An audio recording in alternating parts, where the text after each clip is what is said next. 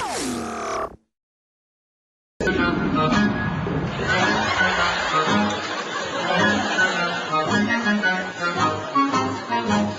the kitty cat's party, all the kittens will be there.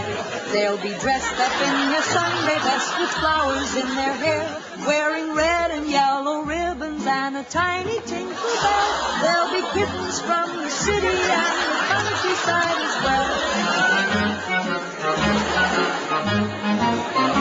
Mr. Tommy Cat's invited just to play his violin. When the kittens pick their partners, then the dancing will begin. But perhaps I ought to tell you why there's such a happy crowd. There's a sign up on the wall that says no doggies are allowed. When it's time to eat, meow, meow.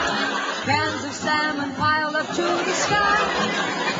Each one has his little bowl of milk. For dessert, there's a catnip pie.